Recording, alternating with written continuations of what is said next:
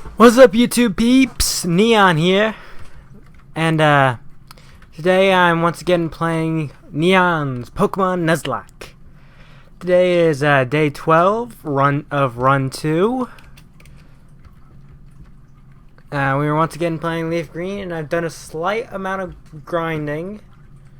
Everyone's up to 10 except Benchwarm because he's a Benchwarmer. No, I'm gonna go bench him right away. No sense wasting my time. I think I'm gonna do my first rival battle and then head up to what's the place? I think I'm gonna use Lucky to get through the forest area because he learned Confusion, and that's strong against poison. If anyone actually watched yesterday's episode, you'll notice that after I tried to mute my mic to blow my nose, I unplugged my mic and I didn't notice it until after I'd finished recording and started editing it. So the vast majority of the video goes without audio. So I'll start with 10 clubs. The vast majority of the because of that, I'm going to use my docket, which I haven't updated since the last one, and you take the topics I talked about but are now lost to the sands of time, and talk about them. Fat Boy, hey Niana, what do you want, Fat Boy? You're out to the Pokemon League? Forget about it. You probably don't have any badges, do you? The guard won't let you through without them. By the way, did your Pokemon get any stronger? Oh, you in for a rude awakening, kid. Alright, Pidgey, level 9. This gonna be over and shut like yesterday's laundry.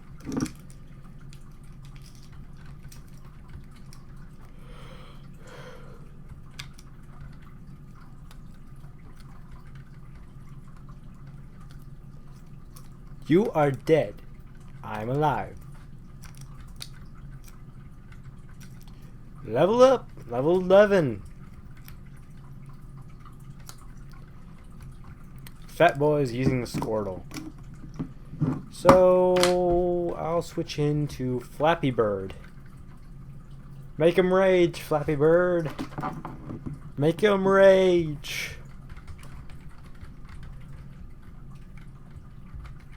Oh, I always do that with Flappy. Flappy, Flappy Bird.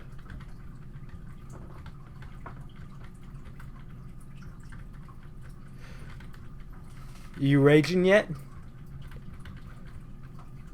How about another one?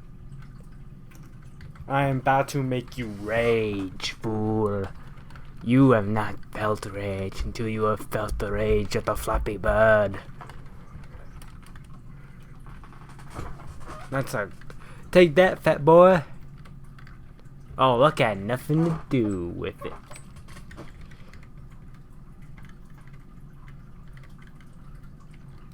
Screw off. Alright, now let's rotate in Lucky.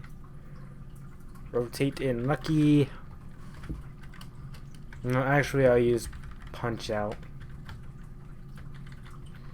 so he can learn Karate Chop and take care of the rock types in the gym.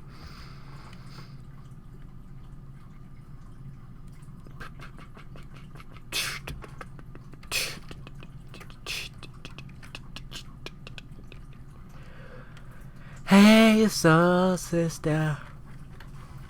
Okay, first thing I didn't talk about on the docket is pro gamblers. Seriously. Now, if you stick to beatable games like, I don't know if I talked about this or not. If you stick to beatable games like horse racing and roulette, horse racing and poker, then you can be a pro gambler. If you stick to if you play unbeatable games like roulette and slot machines, then you can't be a pro gambler. So stick to Texas Hold'em and horse racing if you really want to be a pro gambler. Next thing on the docket, pro horse racing gamblers. Now, horse racing is a fairly big sport. Horse racing is a fairly big sport. Mostly funded by gambling. So,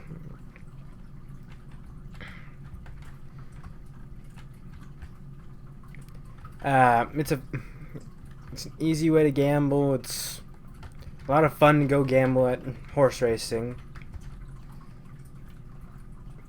So, and if you're smart about it, you can easily win a bit of money. Like, with some mathematics. Oh, a Pikachu. Where were you when I was catching stuff, Pikachu? Where were you? Man, I really would love to have a Pikachu. It would have been useless. He would have been useless for this first gym, but after that, he would have been hella good. Too bad I already caught Benchworm and Lucky. Lucky was a good catch. Benchworm, he's just not very good until he's not good until 4th gen. Lucky learns Butterfree learns Confusion, which makes him much more powerful.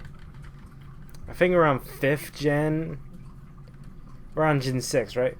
I think around 4th, 5th gen, Beedrill learns Cross Poison at a fairly low level. So, at that point, he's worth it. Not right now. He's worthless right now. And for those of you wondering, I'm trying to get 10 of clubs to level 13 so he can learn Metal Claw and take the first gem. Alright, online gambling is the next thing on my docket. Online gambling. There are certain sites on the internet. While there are sites that just exist to scam you out of some money, there are also sites that have real people playing poker online. Just gotta find the right site. And then could anyone be a pro gambler? With enough, if you stick to beatable games, and there's a very real possibility you could be a pro gambler. If you stick to unbeatable games, however, there's a good chance you'll lose money and end up living on the street if you stick to unbeatable games like roulette and slots.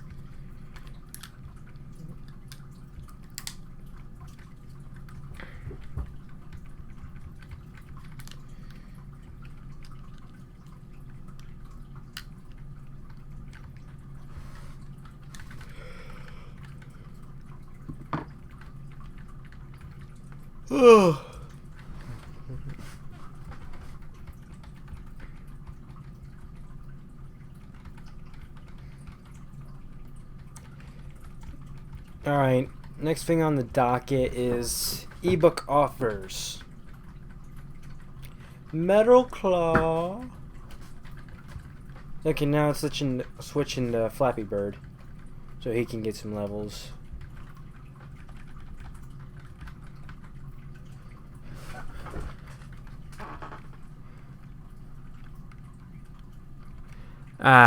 Next thing on the docket is ebook offers. Now these are alright, people. They're, in my experience, they are just as good as regular offers. They just prefer to do it on the computer. I think they're pretty much the next generation of offers.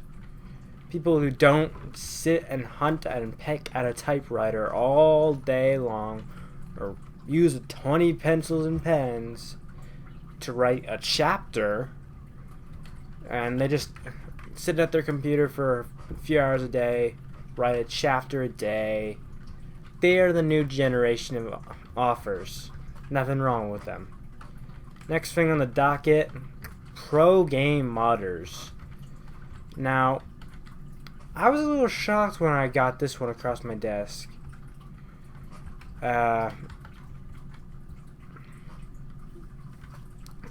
Apparently, in certain games like Half-Life 2, there are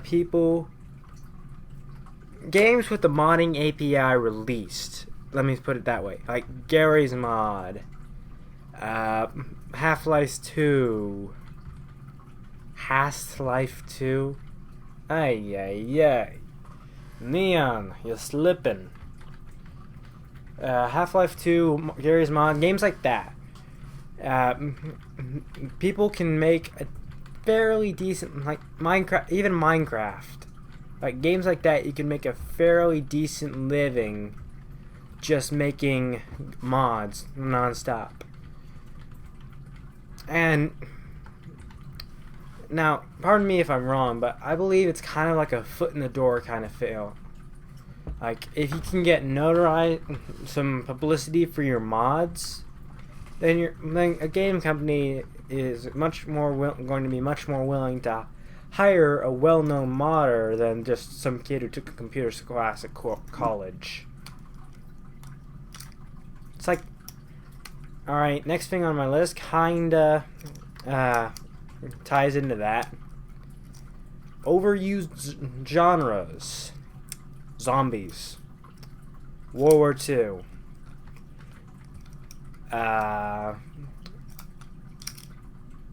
Zombies, World War II, a bad guy just kidnapped your girlfriend. All three of these are way out overused genres and premises. Now, you could argue that the third thing was like, that's a premise. Whole argument is now invalid. A premise and genre are quite similar if you think about it. Like, a premise is kind of what defines that game, and when you're looking at like GameStop or Steam Marketplace, you're looking at the description. You're trying to find the premise to determine what genre it is. So, premises and genres, I personally feel like they're one and the same. Zombies, no offense to your zombie game lovers out there, but let's be honest. Zombies have been overplayed and overused in Hollywood and the Silicon Valley for the last since zombie movie was invented. It's been way overdone. There's nothing new coming out of zombies.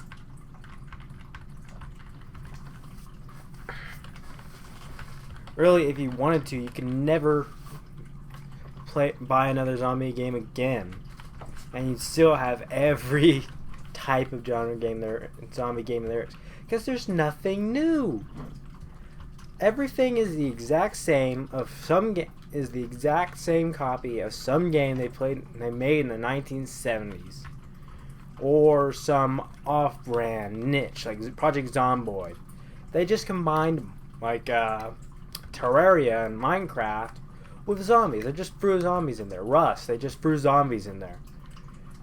Like, there's nothing new coming. There's no innovation in zombies.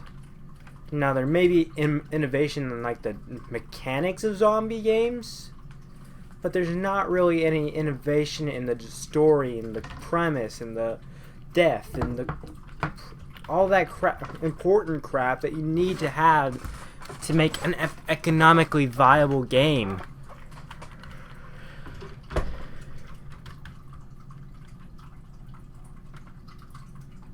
Maybe that, and like, when we're talking about premises, like, even like the bad guy like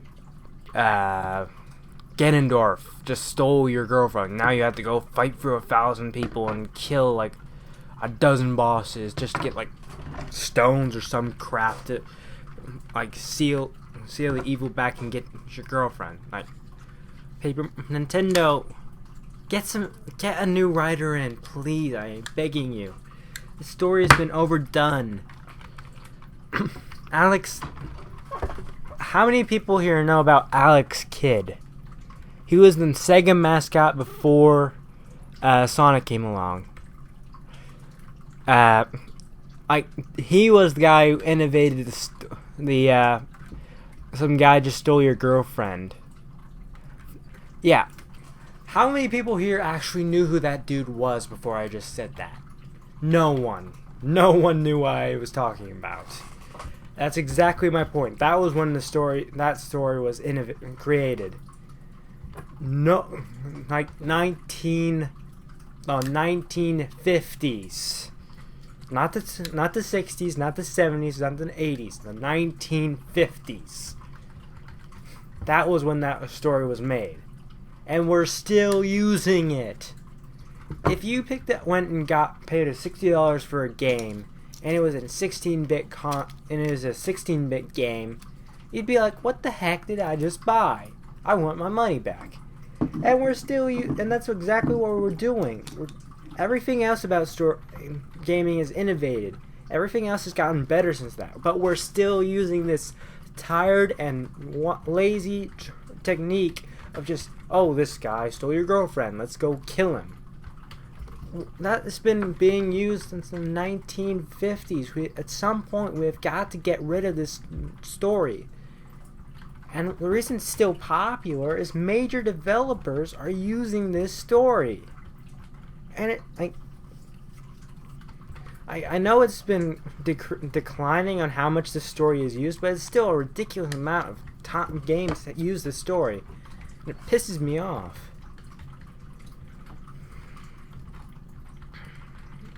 Alright, and World War II is another overused genre. Like, yes, I know World War II happened. It was a hard war, but you don't have to, like, when was the last time you played a game about World War I that wasn't Call of Duty 1? When was the last time you played a game about Vietnam? When was the last time you played a game about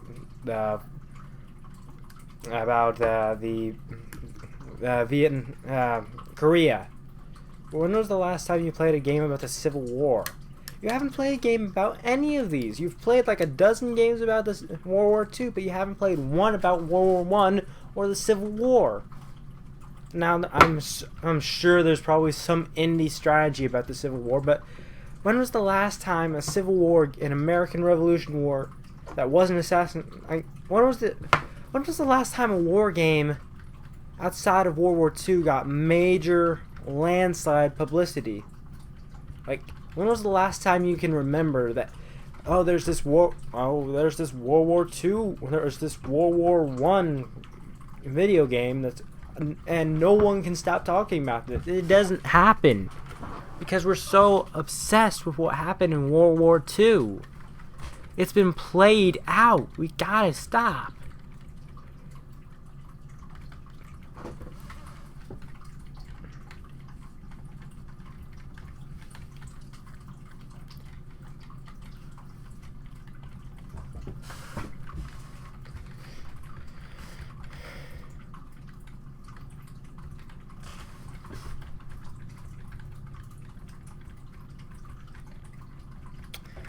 I don't know how long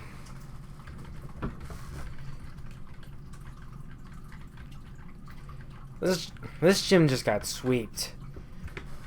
I was only half paying attention to what was going on in here, but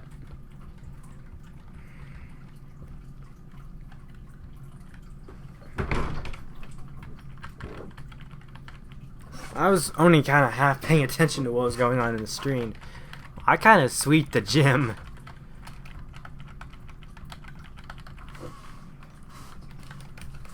My team is just overpowered now.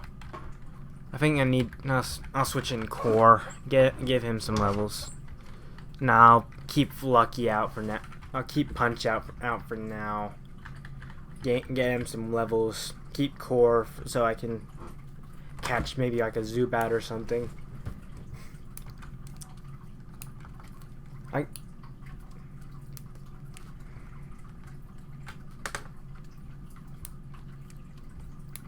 How many Pokeballs do I have? I've got one Pokeball, so let's use some of my cash. I got nothing to do with it anymore. I'm like so OP.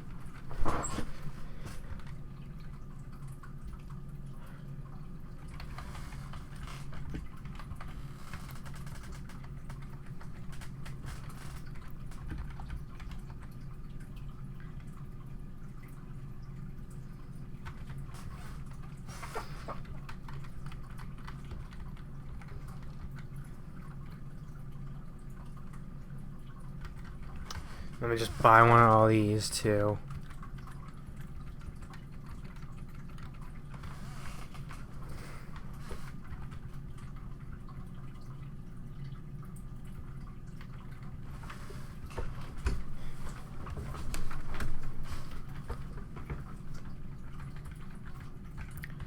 I'm going to save some of this stuff on my docket for tomorrow because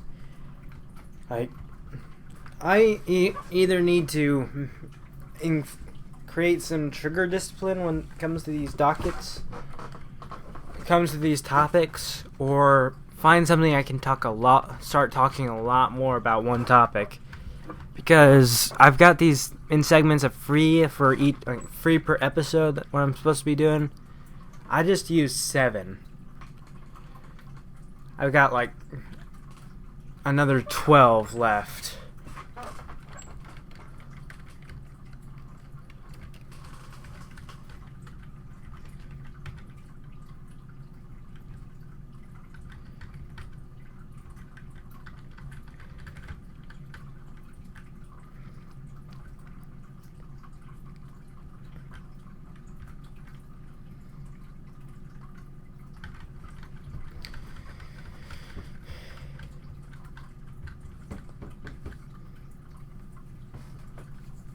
Well, I can smell dinner cooking downstairs, and I need to go use the restroom.